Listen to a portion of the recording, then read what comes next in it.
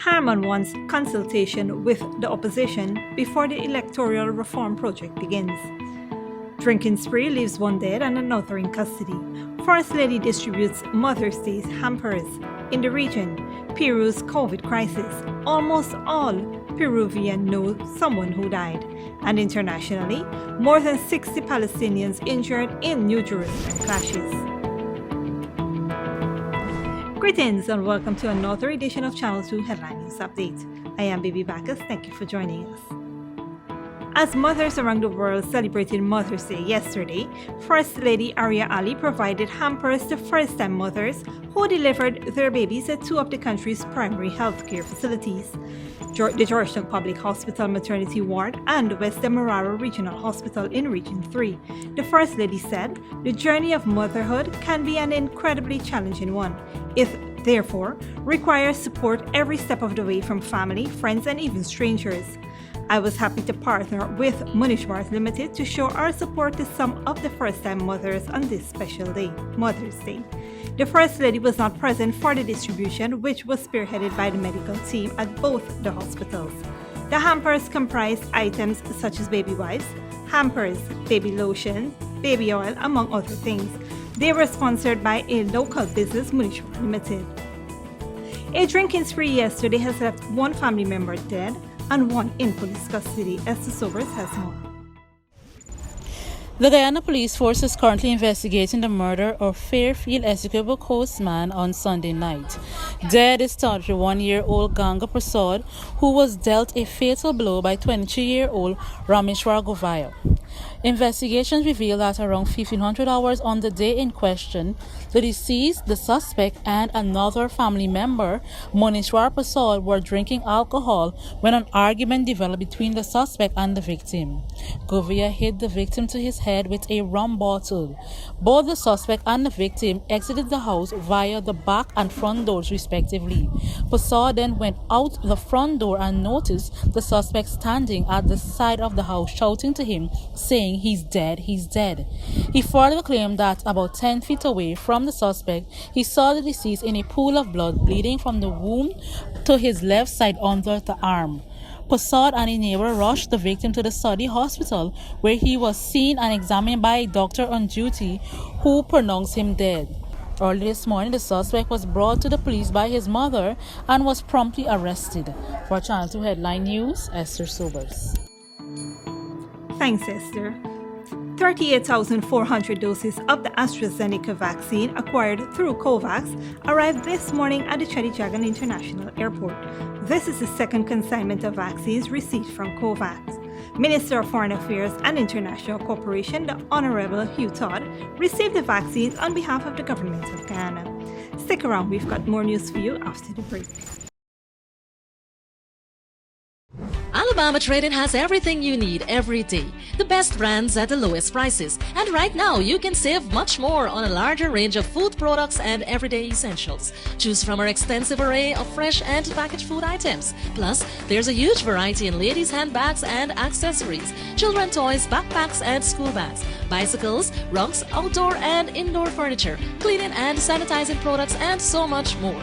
Alabama Trading. Better products, better prices. Welcome to Kissoon's Furniture. Find everything you need for your home and more under one roof in our newly decorated showroom. Our locally crafted furniture has been perfected over the last 60 years. From our hands to your home, we also bring to you our newly introduced lines of imported furniture and sleep center, where you can find a wide range of beds and mattresses. Kissoon's Furniture, furnishing homes for over 60 years. Good girl forget things. What's the problem, Granny? I want money for borrow for those surgery. I was dancing and I fall and fracture my hip. If you need some quick money, you should check Lender's Jewelry and Pawn Shop. Lender's Jewelry and Pawn Shop, Lot 238 South Road Border, Georgetown. Get jewelry made to order in just 72 hours. We also accept vehicles. Lender's, best rates, longest payback period. Boys, I get through. Plus, I could dance again. Lender's Jewelry and Pawn Shop. Hurry down to Zasco on 15 North Road between Camp and Wellington Streets for all your holiday shopping. Quality products at low cost for every room in your home.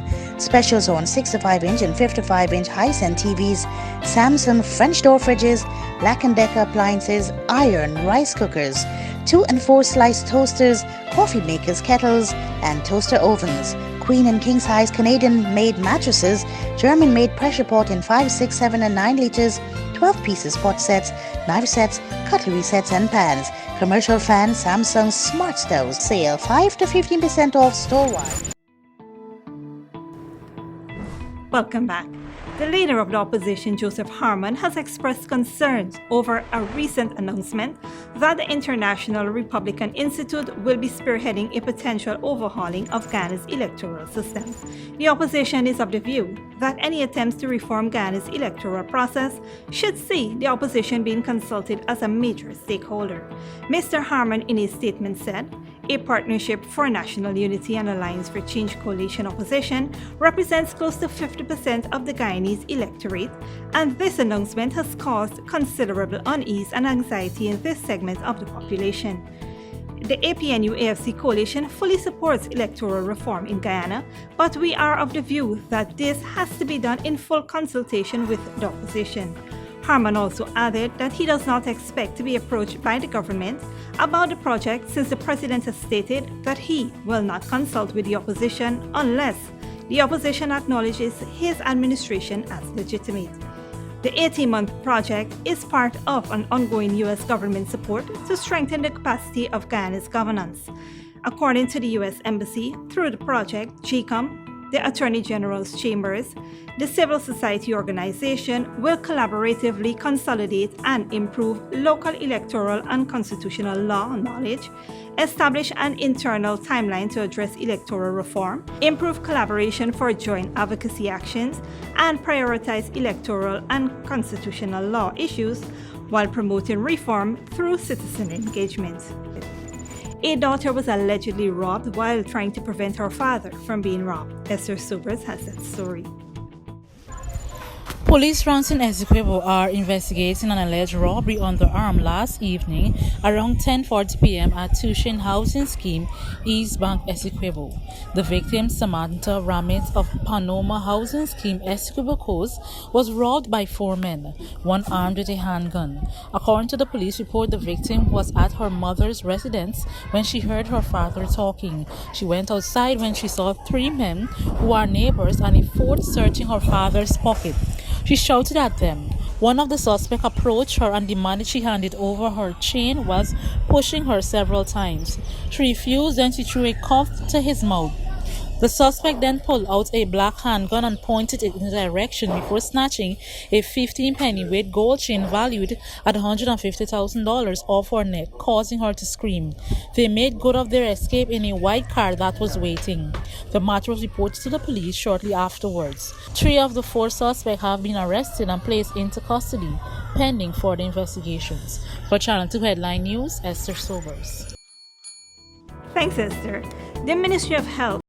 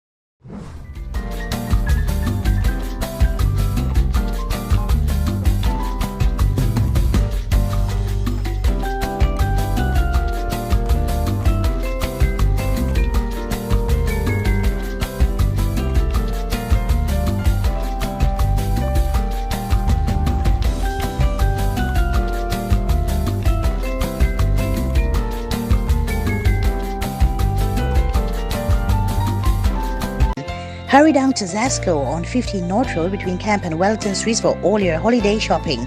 Quality products at low cost for every room in your home.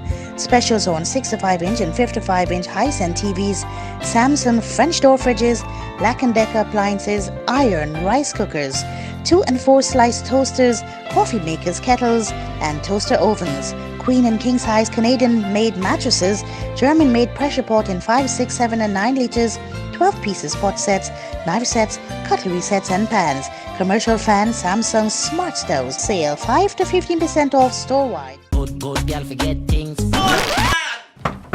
What's the problem, Granny? I want money for borrow for do a surgery. I was dancing and I fall and fracture my hip. If you need some quick money, you should check Lender's Jewelry and Pawn Shop. Lender's Jewelry and Pawn Shop, Lot 238 South Road Border, Georgetown. Get jewelry made to order in just 72 hours. We also accept vehicles. Lenders, best rates, longest payback period. Boys, I get through. Plus, I could dance again.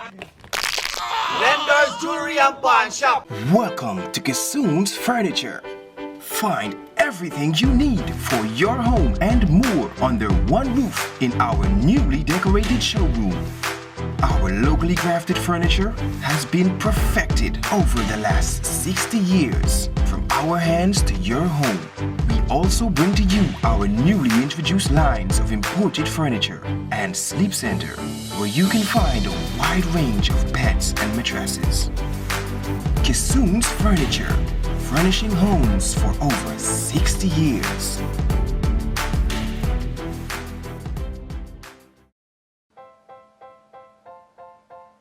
Oh gosh, what's this? Me son can't read or spell. Stop! 0 out of 20. Is what I could do here. Hi guys, my name is Ms. Kojusek and I'm the senior teacher at the Agriculture After School program. Due to the spread of the coronavirus and the need for social distancing, we have moved our in-class learning activities to online via Skype. On the online side, we will be focusing on spelling, phonics, reading, and the National Grade 6 assessments. For more information, you can inbox us or call us. Contact us on 675-4379. I can call them now. Hidden Treasures, discovering gems in young minds. Alabama Trading has everything you need every day. The best brands at the lowest prices. And right now, you can save much more on a larger range of food products and everyday essentials. Choose from our extensive array of fresh and packaged food items. Plus, there's a huge variety in ladies' handbags and accessories, children toys, backpacks and school bags, bicycles, rugs, outdoor and indoor furniture, cleaning and sanitizing products, and so much more. Alabama Trading. Better products, better prices. Welcome back. Now we take a look at news in the region and around the world. In the region, like other Latin American countries, Peru remains in the grip of a brutal second wave of the coronavirus infection. Peru has recorded more than 15,000 deaths in the past 2 months. Al Jazeera's Daniel Schimler reports.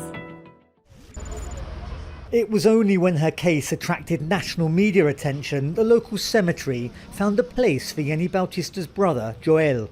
She was desperate. We have decided to bury him in the garden in the front of my house because there's no other solution. What could I do with my dead brother in my house, with that smell? Peru in the last 2 months has recorded more than 15,000 deaths from the COVID-19 virus. Health experts say the true figure is probably much higher. Cemeteries are overwhelmed despite doing all they can to accommodate the increased demand. As you can see, the San Lazaro Cemetery is on the verge of collapse, which is complicated by the situation the world is in, so we're trying to adapt our tombs to mitigate this situation in our cemeteries. But despite their best efforts, it's not enough. Not with nearly 2 million people in Peru infected and 62,000 deaths. Unfortunately, although Peru is a rich country, my people are dying. They are buried clandestinely in the hills by just digging a hole. Peru's underfunded health system is overwhelmed and oxygen is scarce. And a vaccination programme beset by corruption scandals, which has reached less than 2% of the population, offers little hope. Some have taken extreme measures. I saw there were no places in the cemeteries and was worried there was nowhere to take the dead, nor money to bury them. That is my concern, and that's why I am building this, so my grave is ready. Many regions of Latin America simply don't have the infrastructure to cope with sharp increases in COVID-19 deaths. Earlier in the pandemic, bodies were left on the streets in the Ecuadorian city of Guayaquil, and the cemeteries of the Brazilian Amazon city of Manaus overflowed. As the second wave continues to bite, dealing with the dead is again presenting a huge challenge. Daniel Schweiner, Al Jazeera. And internationally, for the second day in a row, more than 4,000 people have died of COVID-19 in India. The UK medical journal The Lancet has warned the death toll could reach 1 million by August. Al Jazeera's Parvini Mittal reports. Mass cremations like this are becoming common in India. These family members have been waiting for hours to say their final goodbyes to their loved ones. He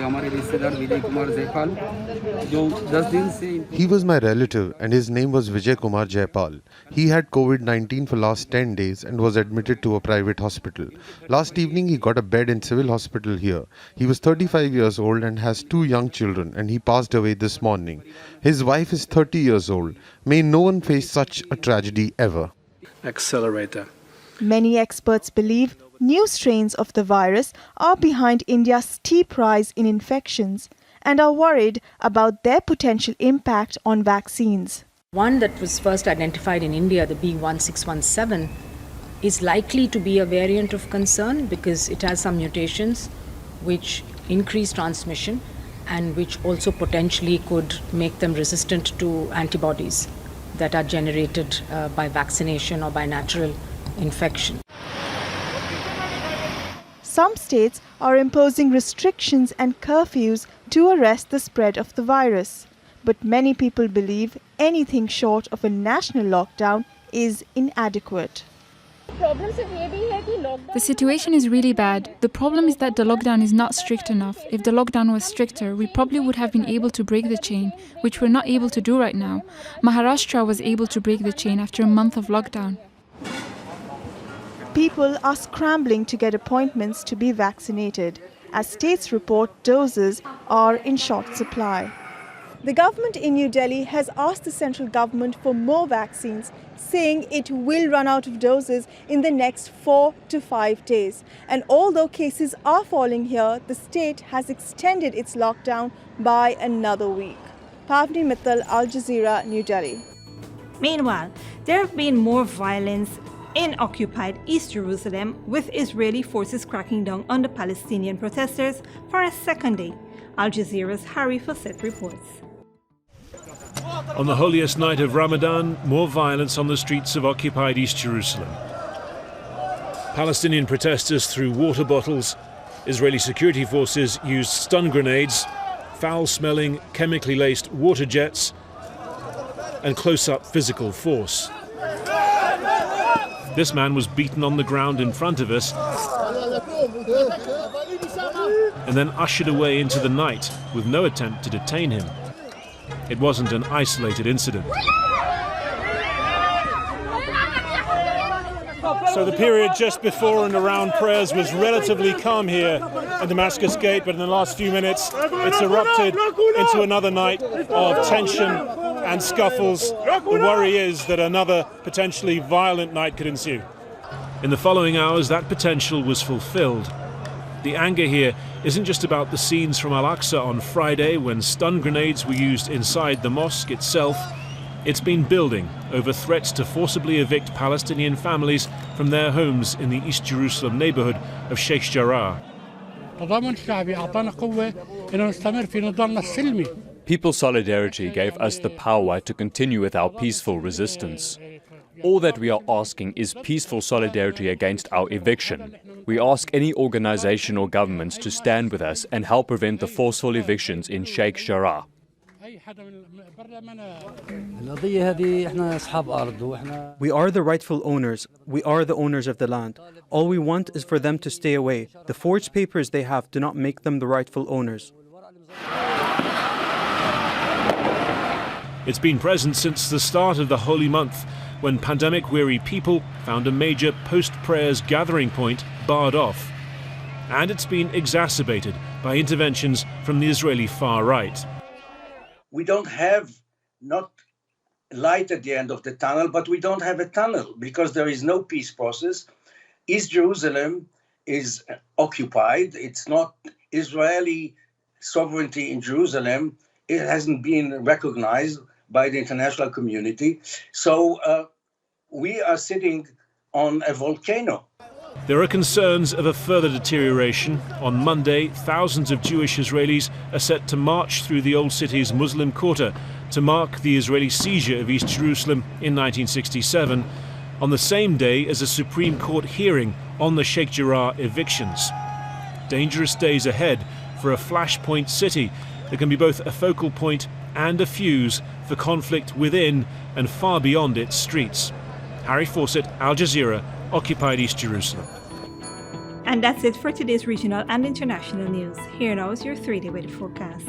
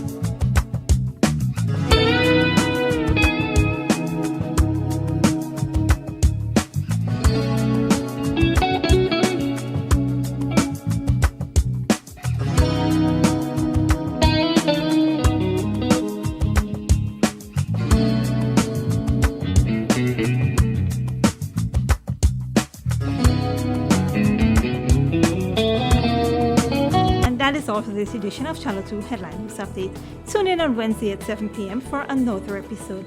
Be sure to subscribe, like and follow us on Facebook and YouTube. Until then, stay safe, take care.